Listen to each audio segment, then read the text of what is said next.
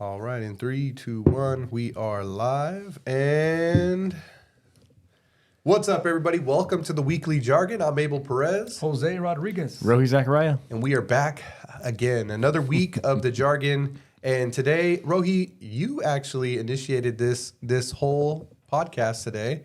What do we got going on? So we're just talking about restraining orders and the kind of the importance and giving a lot of insight to some of the viewers that had questions on this. So. Yeah, so restraining orders. What exactly does that mean, Jose? Well, it just means, Rohi, stay back. Stay away from me. Stay away from me. But, you know, one thing I do want to just emphasize is that a lot of this content is because this is something you wanted. So I think it's important to note that once you listen to the interview that's going to take place, give us your comments, because if this is the content that you like, this is the kind of topics that we can bring out for you. I think it's going to be very informative. So like, subscribe, and share it. And don't forget to comment. Your comments are probably the most important things, because that's what we spin off of on our following show. So thank you. Yeah. And Sally's also stated, I mean, this is a good interaction. She's more than happy. She's going to be following this video. And if you have questions, you know, out there about the restraining orders and stuff, she's going to be responding as well. So. Wait, who's Sally? Yeah. Wait a minute. Who's Sally? Who's Sally? Yeah, that's right. We forgot to introduce we do have a special guest. So Rohi actually did a one-on-one with our district attorney here in Madera County, Sally Moreno. And so we're super blessed to have her join us. Thank you, Sally. And we're going to get to that video in just a minute. But again, you know, she shares a lot of the procedure surrounding it. She gives some great advice, right? One thing that I took from that was, you know, her be calm, right? Be calm at the very end. So you're going to get to enjoy that. And we'll dive right into that. And then after, of course, we're going to jargon about and give our opinions on what does all that mean, right? What are the realities that people are facing with these restrictions, right? How do these, restraining orders affect people's everyday lives, right? There's loss of guns, there's loss of, you know, potential licensing depending on their profession, right? All these things, all these different types of people affected in various ways. But then again, we can't forget the person or the victim in the circumstance, right? And so here we have a restraining order designed to protect somebody, but along the way of protecting that person, it could really affect others. So let's dive right in. Rohi, we're going to warp in time to your interview just from the other day with Sally Moreno. Here we go. Editor, take us away. You go whenever you're ready. Okay. Hi, everyone. My name is Rohi Zachariah with the Weekly Jargon, and here we have Sally Moreno, District Attorney for the County of Madera. We're going to be talking today about temporary restraining orders. All right. Hey, it's great to be here, Rohi. Yeah. I'm super excited that you guys are running a podcast about things that go on in Madera. It's important, you know, that people stay involved in their community, and I can't think of anyone better to do it than you. Sure. Thank you. I had to, you know, we have a good relationship. I wanted to reach out to you. I figured you'd be the number one person to go to on this too. So thank you. I appreciate that. So kind of help us out. So what is a restraining order? And again, how does somebody get one? I mean... So, you know, my experience is mostly with criminal law, obviously, and a restraining order basically is where the law is going to step in and tell a person that they cannot contact another person. In this country, obviously, our primary goals, our primary objects are about freedom. Mm-hmm. So this is a lower standard than if we're going to take somebody and put them in custody, because there we're going to restrain all their freedom. And here we're just going to restrain their freedom to have contact with another person. Okay. And how that happens, and the way with which I'm most familiar is in the context of a domestic violence call. Mm-hmm. And very often what will happen is the police will get a call about domestic violence, and they'll show up, and the person who called will be at the residence, and the alleged offender will have left the residence. And then the police officer or sheriff's deputy will make a report, and they'll call the on-call judge and say, you know, we'd like a restraining order in this case. And in those kinds of cases, it's a relatively low standard. Mm-hmm. That would be what we call an emergency protective order that's valid for 72 hours or 3 court days. And that is enough to get the alleged victim time to get a more permanent order. Okay. from victim services. And I know with criminal law there you have the burdens of proof. So what does somebody have to present? What kind of proof is there to present to really get this to stick? At that point, it's really a credible threat. Okay. And again, because we're not taking somebody into custody, we're just saying you can't come back to this residence or you can't come in contact with this person. It's a relatively low threshold. And again, it's a brief order. It's 3 days or 72 hours. So we're just going to, take an opportunity. The idea is to calm things down, get these two people separated, and figure out what to do from there. Very often these things happen after hours or the middle of the night or on the weekends when court's not in session. We just want to give it enough time to cool out and for someone to get into a civil kind of a court where we can have a fuller hearing, an evidentiary hearing about what's actually going on. And going from that 3-day to now extending it, what changes? What has to be now presented that would extend that? So generally what happens, and this is a little out of my direct area, but very oftentimes the domestic violence victims with whom I deal end up over at Victim Services. And their Victim Services has a grant to help them to write a declaration with regard to the facts. And at that point, the alleged suspect will have to be served, so have to understand what's going on and have notice. And always, until you have notice that you've been restrained, you can't be charged with violating a restraining order. So let's say, to go back a little, sorry, but you're not present and your significant other reports that you've done something violent and the judge issues an emergency protective order. That's not valid until you know about it. So does that require like an official serving of papers? Yes, it does. So if I evade you for 3 days, then what happens? If what? So let's say I'm on the run for 3 days and you Yeah. can never serve me. Does that expire after that time? Yes, but by that time, now the alleged victim has a chance to talk to Victim Services and write a declaration, and then we go into this formal proof of service. And there's a lot of different ways it can be, and I wouldn't know to tell all the specific details, but I know you can publish it if somebody's actively hiding. You can publish it in a local paper that there's a hearing on this date, or they'll try to serve you at your work at places where they know you are. Okay. And if they can't do that, they can get a declaration that you're avoiding service. So does this hold like the same weight as like a warrant in the sense of like, let's say I get pulled over during that time, will law enforcement kind of know that I have this desire to? No, Okay. it's not that, because it's more civil. So Okay. it's incumbent upon the victim to, and there's a contract with the sheriff's office, so they have a civil service unit, and that's what this is. It's a civil notice that they're trying to serve, Gotcha. and then they document their. And my comment would be, if you find yourself in this situation, you want to accept service. You want to go to the hearing and tell your side of it, because at that point there's a level of proof. I believe it's a preponderance, but I wouldn't testify to that in court without looking it up first. But I think if by a preponderance the judge finds there's a danger, then the judge can issue a more permanent restraining order, Okay. up to 3 years. And with the danger, I get what's a danger? I mean, is it just the verbal? Is it text? Is it? I mean, what would? It has to be a danger of physical injury. So oftentimes this will happen in the aftermath of an alleged physical assault, and then the victim will articulate the facts of the assault. And if there's another side to the story, and in my life experience, there's 3 sides to every story. Yours, mine, and the truth. But you'll have an opportunity, if you accept service and show up at the hearing, to tell your side. But if there was a physical assault and these things happen, then you can expect to be restrained from having contact with that person. Okay. And as somebody that has been notified and gets those restraining orders, what steps do they have to take next? What happens in their life that changes?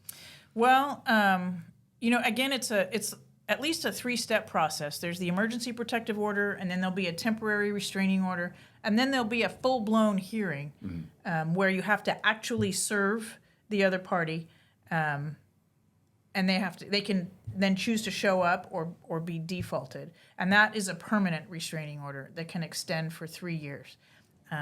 And at that point, they have an obligation to get rid of their weapons, firearms, and you can do that. I think you have to sell them. You might know better than I, Sure, yeah. Rohi, about people having to alienate them permanently. And I know we'd kind of talked, is there, besides firearms, what else is there anything that else changes that they have to make sure besides guns, like to stay away from, say, guns? What else? What are the rights do they lose, I guess? Well, a lot of times if you've got licensing, if you're a teacher or a nurse or a car salesman, I mean, anybody who has to get a license, those things can have an effect on. So, and I do know because those things have an effect, you do have a right to an attorney, even though it's not civil. And you will have, if you don't have the money, you can have a public defender appointed. And those are the kinds of questions, if you're facing this, that you should be asking. Like, look, do I need a license, and is this going to affect my licensing status? Okay. And do you see on your side that more women or more men tend to get the restraining orders against them? It's usually men, but not always. And it happens in same-sex relationships and cis relationships, so it crosses everything, Okay. But would you say men typically are the ones that are the ones getting hit with them? So. Typically, but I think it's changing, Rohi, honestly. It's like, it used to be that, women typically got custody of the kids and men typically had to pay child support.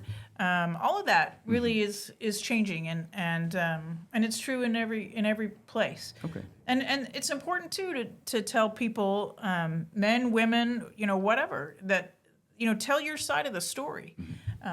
I will say, and again, this is just based on my personal experience, but a lot of times, men who are being abused, they won't tell their side of it.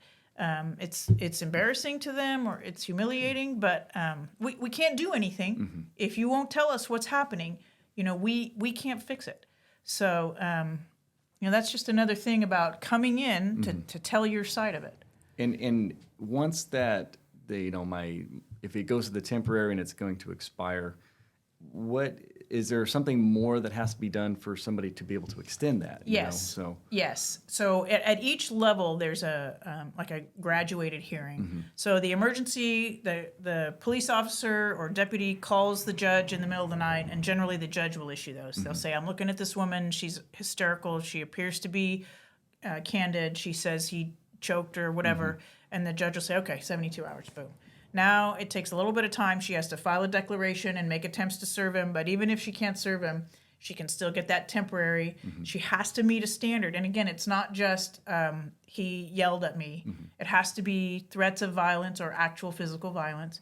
And then to get that permanent restraining order, he actually has to be served and have notice and a real opportunity to come in and present his side before you get that permanent restraining order. Okay. And then let me just in the criminal courts, if you get charged with domestic violence, that's another place where if you are convicted of a domestic violence offense, and that can include a misdemeanor or a felony assault, it can include false imprisonment, 591, messing with the phone. If when the victim goes to call 911, oftentimes the suspect will grab the phone and smash it or whatever, so any of those kinds of offenses, you'll be placed on 3 years probation, and you can have a 3 to 10 year restraining order. So the general deal is 3 years, but depending on the circumstances, that's something that is negotiated. So if you have your attorney with you, that's something you want to make sure you're asking questions about. How long is this restraining order valid? How does somebody, I guess, in that situation, how do they prevent themselves from getting one? I guess, what's the best, besides having just a cool head? I mean, is there, if let's say, the woman starts the process, is there anything to stop the process, or is it really just kind of? I would say show up. Okay. Make sure you get counsel appointed to you if you can't if you can't afford counsel.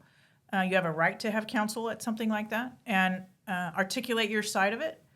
I would also say, domestic relationships are notoriously, people get upset in a hurry. So I would suggest to anyone that if you're going to say something to the judge and you want to be clear about what you say, write it down. And write it clearly and write it fully. A lot of times when I'm talking to somebody, I'll just go off of bullet points. But if I didn't go to court regularly and I wanted to make my side clear to the judge, I would make sure that I wrote it down, so that if somebody starts pushing my buttons in court and I start to get upset, I can either read it or I can hand it to my attorney and say, would you just read that to the judge for me, because I'm going to lose my Okay. cookies right here. Is there any repercussions to somebody who might falsify stuff like that? I mean, obviously, that's got to be a concern of the courts, is that It is. somebody does that maybe for attention or for some other reasons, and I mean, now what happens? I mean, It absolutely is, and I will tell you, we don't always catch that. And I'll tell you what else. You know, what that would be is, you know, making a false report or perjury. And again, the remedy with which I'm familiar is we can charge somebody with that, but we can't charge them unless we can prove it beyond a reasonable doubt unanimously to 12 jurors. So, you know, I go back to, if somebody is doing this to you and you have evidence that makes me pretty sure that they're doing it, that's not enough. okay. We have to be able to prove it. Okay. And that's why we have the protections at each level of these restraining orders for the people being restrained. And again, that's why your best option is to show up, calm, cool, and collected, talk rationally with your attorney, and present your side of it, you know, as calmly as you can. Do you ever see restraining orders kind of take a blanket sense, meaning that instead of maybe just getting it on, maybe your husband or wife, like more than one person that, like, can I just say, hey, all these people were present, they're making me all scared, I want to have restraining orders on all of them. Do you see that really happen? No, I don't or? see that. I sometimes see it the other way, Okay. where the victim will say, myself and the children and the dog and my mom who lives with us, all of Yeah. us want to not have him Okay. within 100 yards of us. Okay. And again, there has to be a specific physical, articulable threat against all of those. So like if he says, I don't know, I'm going to take the dog. I don't want the dog. I just don't want you Yeah. to have the dog, and I'm Okay. going to hurt the dog. But you have to get to that. Yeah. You know. So yeah, no, you can't generally get a restraining order against multiple people. Okay. Do you ever, I know you said you don't really deal with it on the civil aspect, but do you see that in the civil aspect where somebody can do something like that as well? Or I don't, you know, like this a little far afield, but we can do civil orders on gangs. Okay. And then we can, it's a huge process, right? Whereby then we can add or remove lists of demonstrated gang members from the people who are restrained from, for example, gathering in the park after 8 p.m. or being together. It's a civil restraining order that we use for gang crime, but that's the only place I've ever seen it where more than one person is restrained. Otherwise, you know, each individual has a separate case against them. And again, there would have to be articulable facts against each individual. Okay. Anything else you want to add? I mean, again, this is we want to just answer the questions of the people that maybe have been able to get those answers. What do they do? How, anything else that, no? Yeah, I just really, show up. We get it, that there's two sides to the story, and sometimes we only get one. In fact, most of the time we only get one. And if we only get one side of the story, that the judge, doesn't really have a choice. Somebody's saying that somebody's threatening them, and then the other thing I would say is really and truly be calm. And I know these relationships can be so exasperating and frustrating, and be calm. And listen to what your attorney, either private or public defender, has to say to you. They're going to give you good advice, and that's the thing. And the other thing I would say, and this is just sort of to step way back. Like if it's ending, if your relationship is ending, you walk away. It's not worth it. You're not going to compel somebody back into a romantic relationship with you by force or violence or a restraining order or any of this. Just avoid the drama. When it starts to be a lot of drama, just walk away and save yourself all of this trouble. Because it's costly. I know that's what I hear a lot. Is it's not a cheap endeavor. It's very costly. It's not, and I'll just be honest with you. Maybe it's a different perspective, but the money is the tip of the iceberg. Mm-hmm. The emotional trauma that I see with people. is super expensive. You know, how much energy are you putting into this? And if you have kids together, it's not going to end. So you better learn to calm your emotions, and I've watched it happen, by the way, where and I'll just use the typical case. I told you cases go all different ways, but in a fairly typical case where a woman complains and gets a restraining order, I've seen her husband or the father of her children be able to be calm and show up at school, and I've heard from school officials saying, you know, he doesn't seem like the problem, and things can shift around. So we're very hopeful that people grow and change and learn to manage their relationships so that we don't have to get in it. Well, Sally, again, thank you for taking your time out. I know you're a very, very busy person, and so I do appreciate you coming out and talking with us. Oh, today. it's my pleasure, and I'll tell you, if you post this up on YouTube and you send me the link, if there are questions in there, specific questions, I'm happy to do my best to research them and get back and try to answer that stuff for Fair you. enough. I appreciate that. Thanks, You Sally. got it. Absolutely. Well, Thanks, Rohi. Thank you, everyone, for watching. Again, we'll be on for our weekly jargon here come Tuesday. So thank you again. All right. All right, and we are back. That was good. Wow, I hope you enjoyed that video. Jam-packed, Rohi. You did a great job. A lot of great questions. So, Rohi, we'll kick it off with you. You know, what's your take on that conversation there? You know, again, I know it's something that with you guys, you don't necessarily on a day-to-day, but I mean, it was something that when, I had some of the viewers come and ask to kind of bring this, it's scary because, especially in the last 2 years, restraining orders are up like crazy, you know. And again, I only see the part of it because these are gun owners that are having to now, give up their rights and give up their guns, because of the court orders. So I only see a small fraction of what's going on, but it's kind of scary because some of these guys, I mean, I've known them for a while. They seem like really good, honest people, and obviously, probably every criminal might look like that as well. But it's just tough because they're just beaten down so bad by this. So Rohi, you own your gun store, right? And so tell us about like how you're in contact with people. What happens during this process, and then where do you kind of come in? And so what happens is, when they go through these restraining orders, they're given a court order. And usually that court order will give them 48 hours to turn over their firearms and show proof that they have. So they have either an option of either storing their firearms with us or turning over to somebody else that can take care of them during this time. So we get to deal with them in that aspect. And I usually, again, because a lot of them are former customers, or we get to have this interaction of kind of what happened. And that's the general case is that they get hit with a restraining order, they got to bring their things in, and now it could be a couple months. You have one that's going almost on 4 years now. Wow. So. The one thing that stood out, especially a comment that you made, was the word danger of physical assault. And when I hear danger, that doesn't necessarily have to be the physical assault or the act of assaulting someone, but actually the threatening of someone, especially physically, right? So it can be anyone saying that, hey, Rohi, you threatened me, and therefore I feel threatened for my life. I'm going to put a restraining order on you. Although temporary, that does have some consequences as far as like what you said, right? Because if I was to put a restraining order on you because of that threat, physical harm, then you would be liable, not only liable, but you would lose your rights to your guns. Is that what I'm hearing? Yeah, and again, what's hard is that, there's been a few cases out of these where, the individual has even come out and said that, after a certain time has expired, that the person kind of retracted and basically told, that, hey, this really didn't happen, because I think some of this is maybe for attention. I'm not saying it all is, because there definitely are some people that are, in an abusive relationship where this restraining order is the only protection they have to keep an individual away.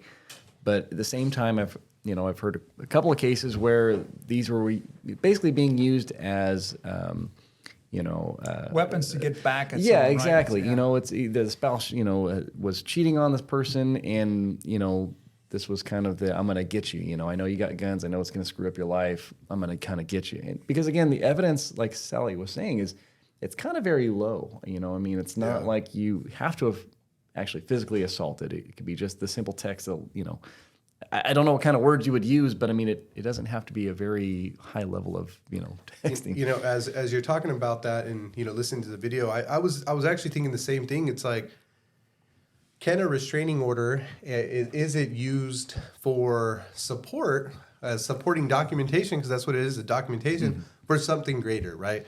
I plan to leave this individual. We have kids. I need to win that custody battle, right? If I'm first to get the restraining order, now my resume for why that person or why I'm a better fit for parenting is a little bit boosted up, right? So those are kind of like, when we say, oh, well, people shouldn't be doing that. We try to make it a long process, right? During that 3-day at the end, she has to complete it, or she or he has to complete a declaration. And so we really need somebody it really requires somebody with integrity and all this stuff to really be a victim. But people are willing to spend that time. Because especially if they're being advised by a lawyer or a professional who knows the system, they say, these are what you need to do. If the finish line, you want to see yourself with your kids, with the house, with everything, right? Yeah. We need to build up a case on why you're leaving this person, why he or she is a threat, and why you're a better fit for all of these things. I when you say that, sometimes it comes to my head just thinking, well, shoot, do I have to go through to that extent to try to keep my kids when in fact maybe some of those things didn't really happen, right? I do understand that when there is physical violence or there's some type of threat of violence, especially in relationships, I mean, shoot, there are victims, and we've seen it over and over, incidents that happen where typically someone ends up physically hurt or it's a fatality. And for those, I really feel for that, because that's what it's there for. I think the restraining order is there to protect you from that. But in cases where, like what you mentioned there, Abel, I find that to be, it's hard to wrap my head around that you'd have to go to that extent just so that you can end up with custody. When in fact, this person, typically in a relationship, when it's over, there's winners and losers, right? There's someone that wants it more than the other. And essentially, it's the person that ends up with the least part of the relationship that feels like I have to get back. And a lot of the times in these cases, if you take it to that extent, I mean, who really is a loser here? I think if there's kids involved, I think the kids are probably they're the biggest losers, right? Because it's them that kind of see this unraveling of tensions between parents. But at the end of the day, I get it. I get it that you have to go through this certain channel to try to keep the end goal, which is custody of your kids. And for the most part, I think in many cases, it happens where maybe the mother may end up with that, the custodial parent. But I got to advocate for those folks that are innocent, those folks that don't really have much other than, hey, I want to be part of my kid's life. But because of this, I'm subjected to all the provisions that come with the restraining order, and I don't think that's fair. Well, and the struggle is hearing a lot of different cases that we've been involved with. We had one recently where, the individual was assaulted, by the spouse, and the restraining order was there to, protect this person. And that's where you say, okay, yeah, that's it sounds great on paper, that, okay, you're disarming this person, you have this legal order, you're keeping them separated because there was a physical assault done to this person. But then a few days later, the person with the restraining order gets popped for a stolen firearm. So it's like, yeah, like Abel and I were talking, I mean, criminals are going to do what they're going to do. If I have intent to hurt you, Jose, a piece of paper is not going to stop me. I'm going to find any means possible to go do it. So that's where, it's like everything else when we say it's always going to hurt the person that's going to actually follow it. That person that had a bad time, said the wrong things at that moment, gets their things, everything stripped away from them, but had really no intention to ever fully go through with what they were trying to do. Emotions. Yeah, it's emotions. Yeah. Like Sally said, I mean, it's relationships. It's a very emotional thing. But, how do you separate those two people? How do you take away the person that is an abuser that is going to probably act on these things from the person that just had a bad moment? That's the hard part. Well, there's, I think the trouble is deciphering, when to take somebody's comment serious or not. You could be a great person all your entire life, and all of a sudden you got life stacking up on you, and you say, you know what, man, if I see you, I'm gonna do something, right? Whatever words you choose to use at that point.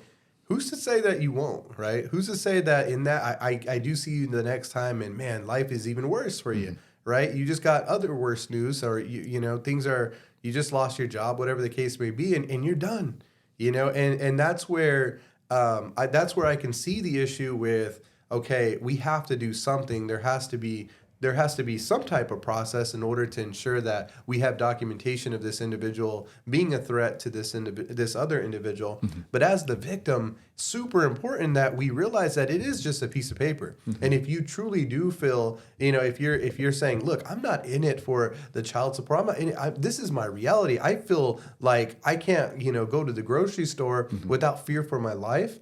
Well, you also got to remember that restraining order is a great start and it's there to protect you. But it's just a piece of paper. It's just a document, It doesn't give you private security. It doesn't give you an officer, following you everywhere you go. So if that person truly is a threat, they're going to find a way to get their hands on a stolen gun and potentially harm you, right? And so further precautions certainly needed. I think in many cases, the restraining order is a formality, but it shouldn't be the solve all, right? And on either way. And so it's almost like it does get frustrating because you feel for those innocent victims or those individuals who, aren't using the restraining order for malice, but they're using it for actual concern for their life.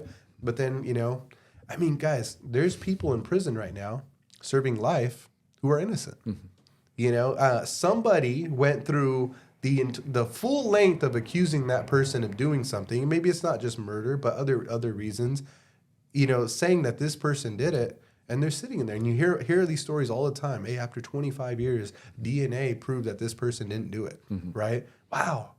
If we want to talk about unjust and unfair, that almost makes, losing your guns for a little bit, seem very, very minute, right? But that's just proof that this system that we have, it's there. And, you hear all the time, the system's broken, it's just, there's so many variables. It's so difficult for there to be this perfect system where there's never any victims of, abuse of the system, right? There's always somebody that's going to kind of fill that.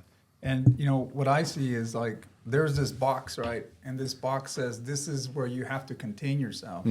But as humans are very emotional. So a lot of times emotions go beyond that box, right? This is where you hear the rage that happens, right? I couldn't contain myself when I heard the news, or I found out something that I didn't like, or we went through this messy divorce, or what have you, or just an argument with your partner.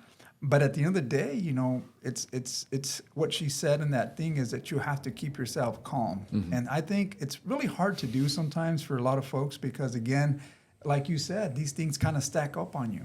And essentially, you can't fight emotions. And if you do, you have to be very calm and you have to know how to channel that energy in a different way. But at that heat of the moment, I think that's where people snap and they say the wrong things or they do the wrong things. And that leads to what we have here today, right, is these restraining orders that, hey, I had never seen the side of this person.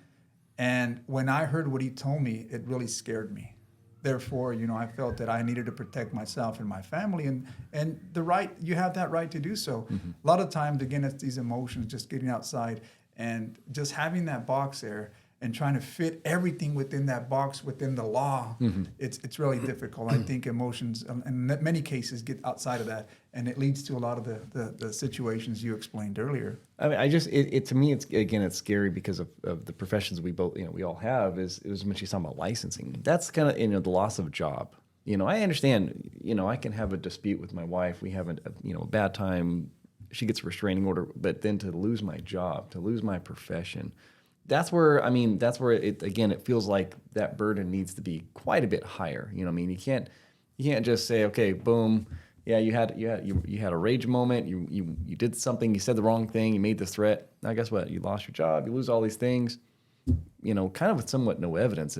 For at least for the first part, like she said, it's kind of just some real low level evidence. So I know there was a question that was asked regarding who are the people that most likely are getting these restraining orders, and would you say that it's mainly men? With what I see, it's men. And I've had the first woman client. In the last 10 years that I've been doing this, we had the first woman one, but she admitted to what had happened. She was very open about it. Wasn't against her spouse; it was against the family member. But it's always men, and it's not just men. It's directly with their spouse or relationships. Yeah. So it's not just some other dude that they road raged or had a random encounter with. It's always relationship status. It's just, again, the scary part is, again, one of my clients, he's coming off of 4 years of this, and he's still scared that she's going to extend it. That's what, to me, that's where I get it. It's like you want to get behind him. You feel that emotional thing. It's like, Yeah, okay, of course. I get it. 4 years ago, you made a mistake. You've been good. He's been walking on eggshells. He's been doing everything right. And even today, he's being threatened with the fact that it's going to come again and it's going to be extended. That's where it kind of hurts. It's like, how much more perfect? He's doing everything he can. Why isn't there a system that says, like we do with inmates? He's been good. Where's his early release? Yeah, where is his release? It's like, no, he's still scared. Yeah, and obviously every situation's different. And you hear, Sally talk about the process of, a declaration being completed, then assessed by judges, and and somewhere in there, again, there's innocent people in prison or people with very minute, in relation to the cell next to them, probably some very minute charges who are serving, years in prison, and that's, I think, where that human nature or human interact or involvement of the system could be very detrimental to an individual, right? Where that judge just happens to feel a certain way that day, right? You know what? I have extra compassion and sympathy for people who, are called a B word, and this person called them a B word in this text message. I'm gonna go as hard as I possibly can, right? But I do appreciate what Sally was saying about going through the process, going through the formalities, being compliant, not being scared to tell your side of it, right?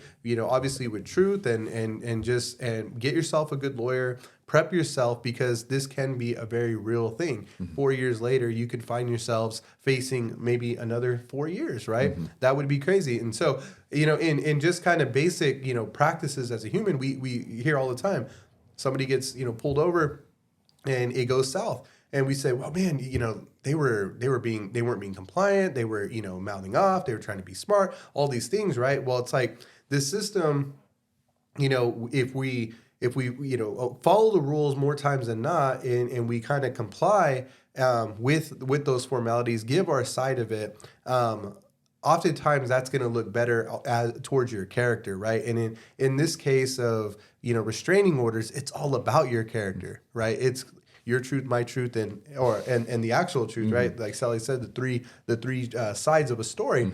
And so other humans trying to decipher who's right, who's telling that truth, right? It does require your feedback. So don't shy away, don't go on the run, and be in those conversations. The one thing that stood out was when she said that typically when you want to present that, it takes all 12 jurors to really. If you have to try that, you really have to have at least 12 jurors at least believe that this was falsely an accusation on you, right? And that's tough. That's tough because in your case, you see a guy that after 4 years scared of saying, damn, I can't really continue with what I want to do. And at the end of the day, if there's kids involved, that's who really loses, because you're having emotional stress over this whole situation.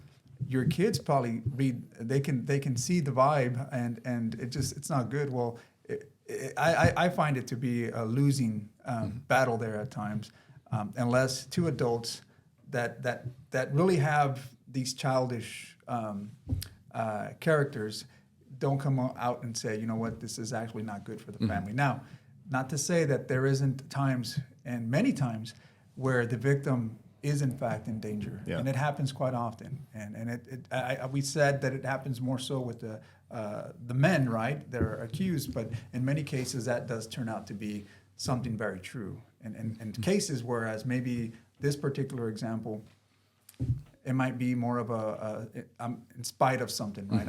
I didn't like the fact that you did this, so therefore I'm going to make you pay for that, right? And I don't think those cases are really. I hate to see that, but. In many cases, I'm not trying to disregard the actual things that happen with restraining orders. I think it does happen. There are victims, And we just have to, like Abel said, just keep your calm, present your story. And a lot of times, if it really wasn't something there, I think these jurors would be able to see that, hey, this guy's a abiding citizen. He's very hardworking. Here it is, boom, boom. And essentially that kind of comes off. But in many cases, I think to your point, this is a struggling issue with some of your clients, right? Yeah. And again, it's just to let people know that, there are options. One of the nice things of this, we spoke with Madera Law Center, and they said that, if they mentioned that we'd sent them, that they would waive the consultation fees for those people. Because again, this is happening, so they don't want people to feel like, I don't have the money to represent myself, and therefore I get kind of a lesser, lawyer or anything defending me. Because cases almost always are going to do better when you have a better attorney. And not always can you afford that, but, at least get some good counsel. Don't just give up and don't just say, yeah, it's whatever. Get some counsel because you may be able to fight it, Yeah. She gave, along with the be calm and the other statement, if it's over, let it be over, let it go, Yeah. right? And I think that's the hardest thing for us as humans to do is, love, wars, and all the love movies we watch, you got to fight for the love. Yeah, there's wars all because of love, right? I mean, the fall of Troy, it was because of love, right? And so, but I think that is the biggest thing, and I think that correlates with why more men, or we see more men with restraining orders against them, right? Because the little things like restricting somebody from leaving a situation, right? And typically that's going to be a man who is more physical, stronger, capable of detaining somebody and preventing them from leaving, breaking their phone, preventing them from being able to call for help or support. But, I'll have a question for you guys, because along those lines, women are very capable as well of preventing an individual from leaving. They may not be successful for very long, but it doesn't mean that they're not going to scratch and claw their way to try to keep you there or to try to break your phone. They're very capable of being able to do those things. So do you fellas think that men or women or men should be more comfortable filing restraining orders against women? I don't know. I think Sally said it best. I think for men, we'd be ashamed in a sense to say that the woman beat me out. You'll stay silent in Yeah. that case. You But a will, lot of times, yeah. I think it's important because we talked about men's health, right? Mental health. A lot of times, those things can really hinder you from really getting out because of that. I think it's important for you to speak out, and if you feel that you're in that situation, then kind of like what Rohi said, there's help out there.